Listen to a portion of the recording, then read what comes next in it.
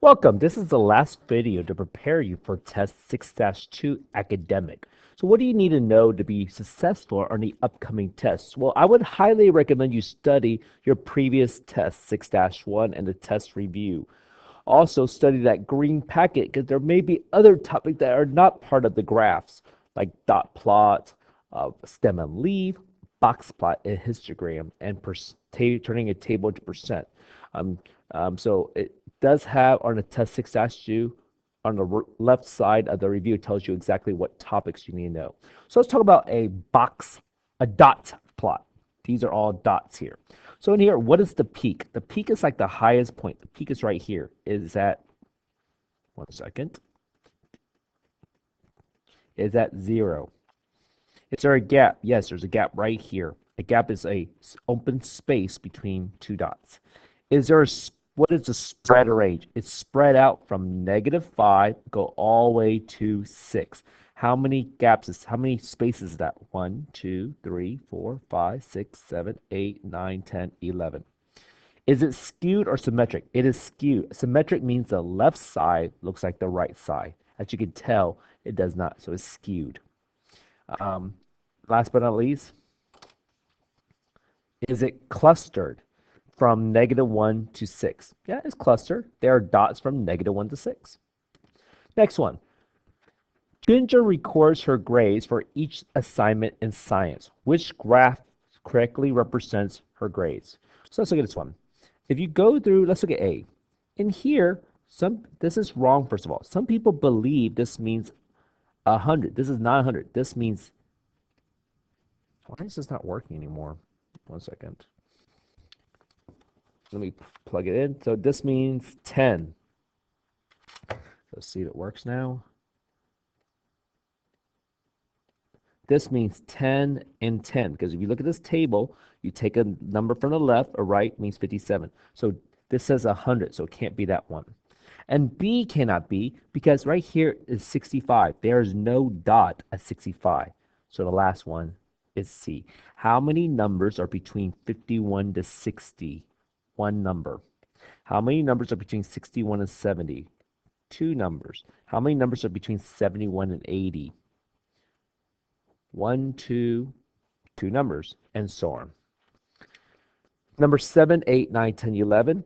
Find the median range, quartile 1, quartile 3, and interquartile range. Well, first of all, you have to put the numbers in order. The reason why some kids missed median on last test is they did not put the numbers from least to greatest. So put them in order. What is the median right here? 95. It ranges from 65 to 100. How far is it from 65 to 100? If I subtract this, it is 35. Now, quartile 1. This is the median. This represents the lower half. This represents the upper half. What is the median of the lower half? 80. What is the median of the upper half? 100. So this is Q1. This is the median. This is Q3. How far is Q1 to Q3? It is 80 to 100, or 20 away. So how many students were asked about so this is the minutes spent studying. These are the number of students, number of minutes. How many students were asked about the minutes spent studying? So they're 4, 7, 6, 12, 15, 7. Whenever I get a histogram, I like labeling how many students for each bar. If I add up all this up, 4 plus 7 is 11, plus 6 is 17, plus 12 is 17, 29, plus 15 is like 34 or 44, I believe. Wait. 4 plus 7 is 11. 11 plus 6 is 17. 17 plus 12 is 29. Plus 15 more is 44. Did I do this one correctly? Oh, yeah. Plus 7 equals 51 students. True or false? Half of the students study 21 to 25 minutes. Where's 21 to 25? Right here. That is 15 plus 7 is 22.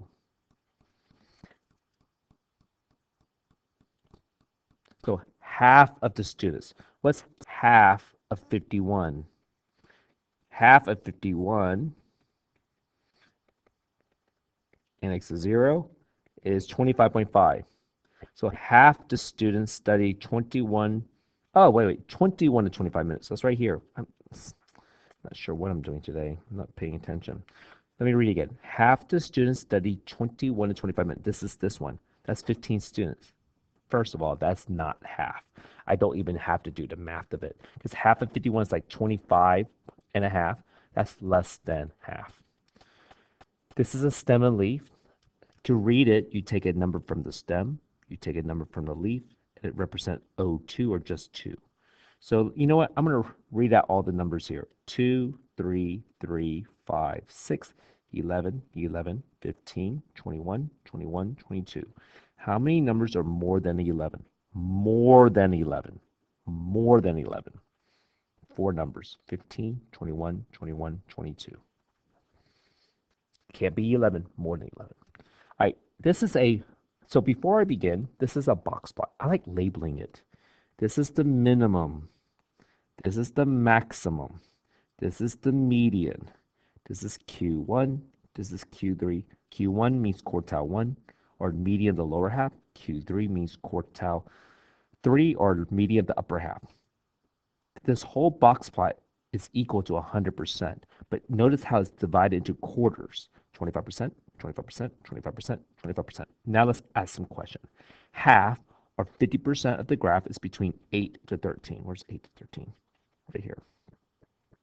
That's true. 25% plus 25% equals 50%.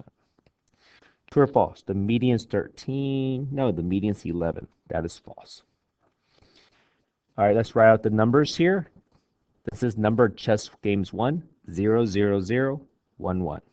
3, 3, 3, 4, 4, 4, 6, 6, 7, 7, 7, 8, 8, 9, 10. So then write out the numbers. I did it. So let's find the median. Die, die. One girl in my 4th period class taught us that when she does it, she kills them all. Die, die, die, die, die, die, die, die, die, die, die. So the median will be right here. So is there a number between 4 and 4? No, so it's just going to be 4. Now, what is the interquartile range? So, and you know, this is the median right here. This represents the lower group. These numbers represent the upper group. So in the lower group, what is the median of the lower group? Die, die, die, die, die, die, die, die, die, die. Oh, it's between 1 and 3, which is 2. Die, die, die, die, die, die, die, die, die. Oh, it's just 7. So what is the interquartile range from quartile 1 to quartile 3? 2 to 7 is 5. So in here, you will be given on a test, you'll be given a table. You have to turn the table to a percent. So they ask people, what television show do you like? If you add up all of these numbers, it's 25 total number of people said, I like television. Live. How many people like live? 8 out of 25 people. How do you build 25 people to 100% times 4 or 32%? So this is a little more than 30. This is exactly 30%. This is less than 30%.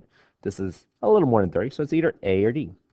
You know what? I'm going to try the next one without using math. If you look at recorded is 9 people. Is that more than live? That should be one with the larger percentages. This is pretty large, but this one is very small.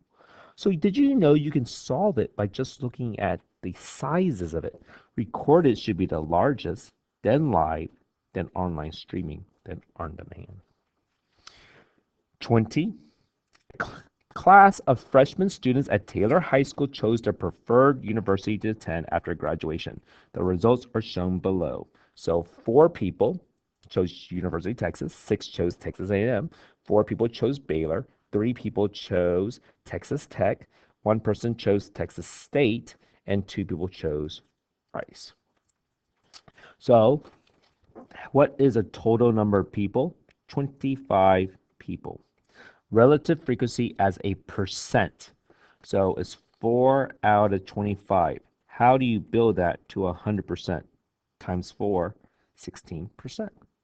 6 out of 25. How do you build that to 100%? Times 4, 24%. Oh, this is the same as that one. 3 out of 25 students. How do you build that to 100%? Times 4, 12%.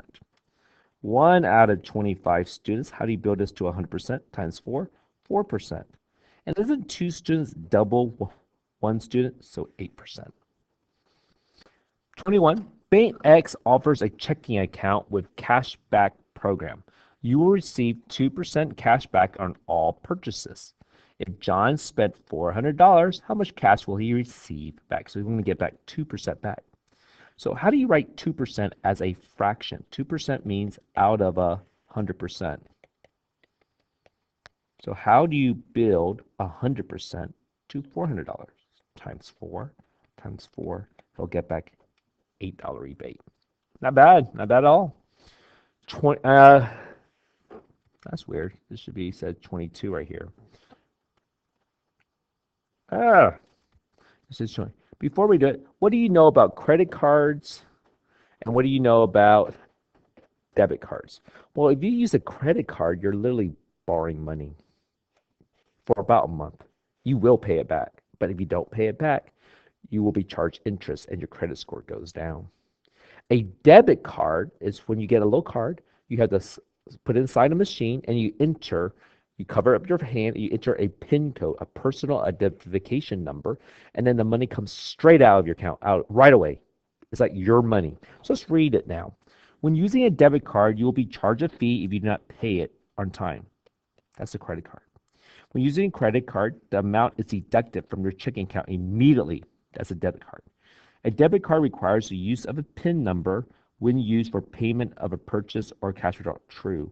A debit card has interest charged at the end of the month. That's a credit card. So 23. Richie has a checking account balance of $1,570 at the beginning of the month. He deposited $2,610 and had an automatic deduction of $75. He also wrote a check for $50. So he starts with $1,570. He put into the bank more money. So now he has $4,180. Good for him. But then he spent money. He deducted 75 and $50. I mean, he's taking money out. So he's taking $125 out of his account. So, well, first of all, we know it can't be B or C. Well, it can't be A because that's what he put in. So it must be D. Makes more sense. So what's the following reason to have a good credit score? When you have a good credit score, that means people trust you. 850 is the highest you can get. I believe it goes all the way to 350. If you have a high credit score, that means it's showing that you are trustworthy. So you can get a loan. Helps you get better interest rate on loans because you're trustworthy. It helps the borrower determine if you will be approved. Yes, all of the above. How long will it stay on your record? 7 years. For example, just pretend you're like 18 years old and you got your first credit card, and then right away you forget to pay your bills on time. It's going to stay there until you're 25 years old. So try to be responsible, physically responsible. True or false? A good credit report is valuable to you as a borrower because it allows you to receive a new loan for a purchase such as a house or car. Most people need a loan to buy a car or a house. Yes, true. So if you have a good credit report, a good score, people see that, oh God, you're trustworthy. We know you're going to pay it back. 27. There are 5 methods to pay for college. These are the 5 ways to pay for college. Which method do you have to pay back? The student loan you have to pay back. Probably the worst way of borrowing money. Hopefully you can, in the future, get work, get scholarships, get a grant, or save up some money. 28. I believe this is the last one. Can you find the difference in pay? So these are the different types of job. Based on this information, how much more will an elevator technician make over a librarian? So let me scratch out these two. There are many, many ways to do this. Oh, over 10 years. In an elevator technician, 71,900 multiplied by 10 Did you know you could just multiply by 1 and annex a 0? A librarian makes $54,407. Then you could just multiply by 10 and annex a 0. So as you can tell, an elevator technician does make more money than a librarian. It's not going to make $1 million more. So how much more is 719 over 544? 719 minus 544. If I subtract it, 5, regroup, 11 minus 4 is 7, about 175-ish. A makes sense. Another way you could have done it is this way. I've seen some kids who've done it this way, where they subtract the elevator technician minus the librarian. So that's regroup. Can you take 7 from 0? Nope, regroup. That becomes an 8. That becomes a 9. This becomes a 10. That's 3. 9 minus 0 is 9. 8 minus 4 is 4. Can you take 4 away from 1? Nope, got to regroup. 6. This becomes 11. That's 7.